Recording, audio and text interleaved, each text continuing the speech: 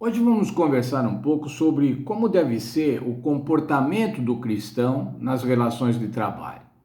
Como que um trabalhador cristão deve se portar? Como deve se portar um gestor, um gerente cristão com relação aos seus liderados? Bem, irmãos, o comportamento cristão tem que ser consistente, a vida do cristão deve ser consistente. Um cristão não pode ser cristão somente no lar, somente na igreja, mas ele deve ser também um cristão no trabalho, ele deve ser um cristão nos negócios.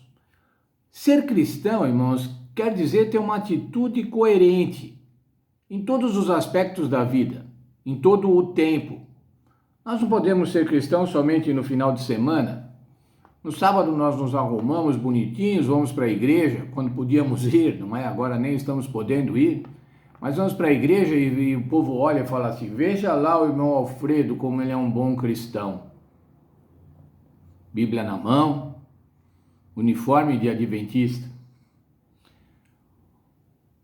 Um cristão, irmãos, tem que ser cristão nas férias também, tem que ser cristão quando está passeando, tem que ser cristão nos seus momentos de lazer. Um cristão tem que ser um cristão integral. Nós não podemos compartimentalizar, falar, não, ele é cristão assim, mas aqui ele não é muito. Veja, irmãos, um texto de Gálatas, no capítulo 5, no verso 25. Se vivemos no Espírito, andemos também no Espírito. Olha, irmãos, andar no Espírito quer dizer o tempo todo estar conduzido pelo Espírito Santo. Esse procedimento, irmãos, essa maneira de viver, de andar do Espírito, tem que se expressar também nas nossas relações de trabalho. Na maneira como trabalhamos, na maneira como conduzimos as nossas atividades profissionais, as nossas atividades missionárias também. E no mesmo livro de Gálatas, irmãos, nesse capítulo 5, nós encontramos qual é o fruto do Espírito. Ele está lá nos versos 22 e também o 23. E eu vou dizer aqui, não vamos ler, mas eu vou ler, o fruto do Espírito é amor, gozo, paz, longanimidade, paciência, benignidade, bondade, fidelidade, domínio próprio. Veja, irmão, como essas características do fruto do Espírito devem se manifestar nas nossas relações de trabalho. Como essa questão do amor, o amor pela profissão, o amor pela excelência, como dissemos ontem, a paciência, é preciso, irmãos, você ter paciência quando você está trabalhando. Muitos perdem a paciência, muitos não são bondosos, muitos não são fiéis. Fazem trabalhos desonestos, fazem trabalho que não atendem às necessidades daquela função, às necessidades daquele trabalho. Isso vale, irmãos, para os empregados, mas isso vale também para os patrões. A Bíblia fala, irmãos, das relações de trabalho, ela fala sobre patrões, ela fala sobre empregados, ela fala sobre gerentes, sobre gestores. Como é que você, um gestor, aplica o fruto do Espírito no relacionamento com os seus liderados, com os seus empregados? Como é que você, proprietário de um negócio, aplica o fruto do Espírito para os seus trabalhadores, para os seus colaboradores, como se diz hoje? E você que é colaborador, tem colaborado mesmo? Tem apresentado no exercício das suas atividades o fruto do Espírito? Eu vou ler alguns textos aqui, irmãos, que falam sobre patrões e empregados. São no livro de Efésios. Efésios no capítulo 6, do verso 5 a 7. 6, 5 a 7. Diz assim: Vós, servos, obedecei a vossos senhores, segundo a carne, com temor e tremor, na sinceridade de vosso coração, como a Cristo. Como está falando aqui, irmão, servir ao patrão como a Cristo. Não obedeçais aos vossos senhores apenas quando estão olhando só para agradar a homens, mas como servos de Cristo, fazendo de coração a vontade de Deus. Servir de boa vontade como ao Senhor e não a homens. Como é, irmãos, que os empregados devem se comportar? Como servindo ao Senhor. Você tem uma jornada de trabalho, o que você faz na jornada de trabalho?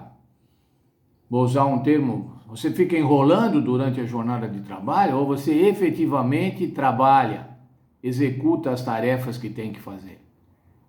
Como ao Senhor, não como a homens. Mas no mesmo texto tem um mandamento, vamos dizer assim, para os patrões. 6:9. E vós, senhores, fazei o mesmo para com eles, deixando as ameaças, sabendo também que o Senhor deles é o vosso Deus do céu, e que para com ele não há acepção de pessoas. Como é que o patrão deve tratar o empregado? Hoje, irmãos, tem uma figura jurídica que chama assédio moral. Não é? O que é assédio moral? É o patrão se valer da sua posição hierárquica superior, ou o gestor, o chefe, e humilhar o empregado. É assim, irmãos, que mostra que um trabalhador cristão, que um patrão cristão deve ser? É essa maneira de expressar o fruto do Espírito? Mas ainda, irmãos, aí é uma questão muito séria. Tiago 5:4. Tiago 5:4 diz o seguinte: Vede, o salário dos trabalhadores que ceifaram os vossos campos e que por vós foi retido como fraude, está clamando. Os clamores dos ceifeiros chegaram aos ouvidos do Senhor Todo-Poderoso. Você que é patrão, tem remunerado de maneira justa os seus empregados? Nós vivemos no mundo capitalista, irmãos. E o mundo capitalista procura o maior lucro possível. Uma das maneiras de obter lucro é ter mão de obra barata. E muitas vezes, irmãos, os salários aviltam aquele trabalhador.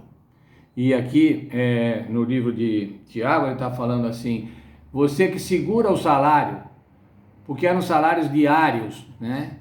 E se você trabalha hoje para comprar comida amanhã, não pode segurar o salário. Não é dessa maneira que o fruto do Espírito vai se manifestar, na maneira, no modo pelo qual os patrões remuneram os seus empregados. Mas eu quero ler ainda, irmãos, outro texto de Efésios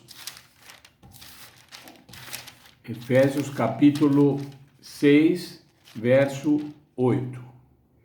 Lá diz assim: sabendo que cada um receberá do Senhor todo o bem que fizer, seja escravo, seja livre. Cada um vai receber do Senhor, irmãos, pelo que fizer. Seja empregado, seja patrão, seja servo, seja proprietário. Nós vamos ser recompensados, irmãos, por Deus, por aquilo que fizemos. A nossa salvação, irmãos, é garantida pelo Senhor Jesus Cristo. Mas o que fazemos, irmãos, as nossas obras, vamos ser recompensados por elas.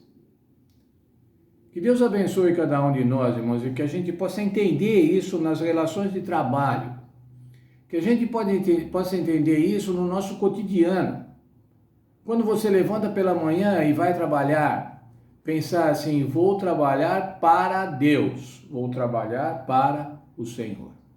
E dessa forma nós vamos ser trabalhadores felizes. Seja você um patrão e remunera com dignidade os seus empregados, trata com dignidade os seus empregados, como se fosse para Deus. E você vai ser um patrão feliz, um proprietário feliz. O Senhor quer, irmãos. O Senhor não quer luta de classes, mas o Senhor quer que trabalhadores e proprietários, servos e patrões, Vivam em harmonia, irmãos, e progridam em harmonia. E Ele vai recompensar a todos segundo as obras de cada um.